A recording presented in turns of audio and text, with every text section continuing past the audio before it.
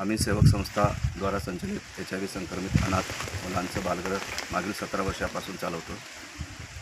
हसेगाव येथे शिवारात सेवालय प्रकल्पासून या प्रकल्पाला सुरुवातीपासून स्थानिक लोकांचा प्रचंड विरोध आहे। मुलांना शाळेतनं बहिष्कार टाकला। माझ्यावर आजही लिखित बहिष्कार आहे। 2 वेळेस मारहाण केली, JCB लावून बांधकाम पाडण्यात आलं। हेच कटकारस्थान करून अनेक वेळा इथून सेवालय बंद पाडण्याचा प्रयत्न झाला। त्याच कटकारस्थान करणाऱ्यांनी 2 दिवसापूर्वी आमच्या येथील एक मुलगी सुट्टीसाठी गेली होती।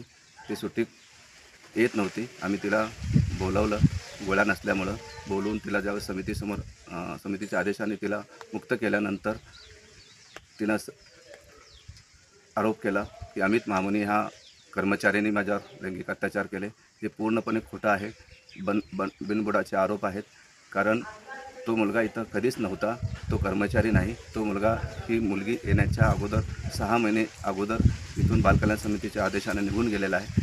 केवळ त्या मुलाचं नाव घेऊन सेवालय बदनाम करण्याचा प्रयत्न या माध्यमातून झाला आहे। माझी विनंती आहे की HIV संक्रमित अनाथ मुलं या ठिकाणी राहतात, यांच्या बदनामी करू नये। या सेवालय प्रकल्पाच्या जे कटकारस्थान करणारे त्यांची आज सगळ्या याच्यामध्ये चौकशी व्हायला पाहिजे। कुठलेही आम्ही तयार आहोत, कुठली पूर्ण चौकशीला तयार आहोत। हे कटकारस्थान करणाऱ्यांचं, षडयंत्र करणाऱ्यांचं चौकशी व्हायला पाहिजे।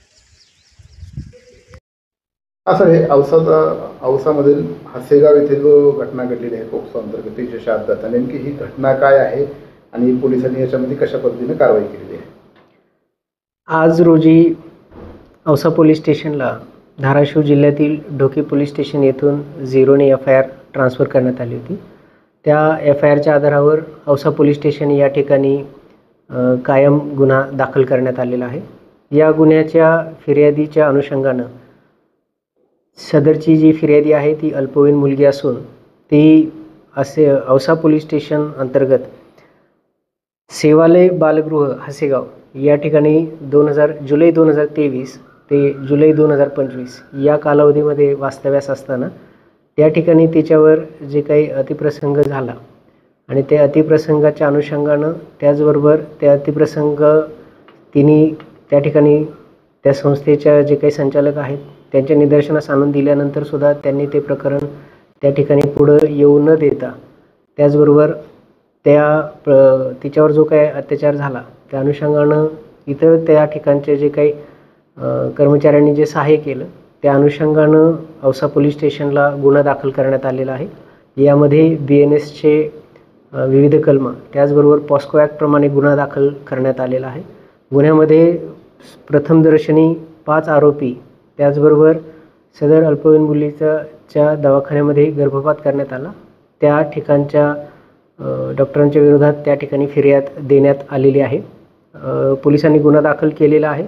तपास सुरू करण्यात आलेला असून यामध्ये जे आरोपी आहेत त्या आरोपींपैकी आता आपण चौकशीसाठी 4 आरोपी जे आहेत ते पोलिसांनी चौकशीसाठी ताब्यात घेतलेले असून चौकशी चालू आहे आणि चौकशांती पुढील कार्यवाही त्या ठिकाणी केली जाणार आहे। कोण आरोपी आता सध्या ताब्यात घेतलेले?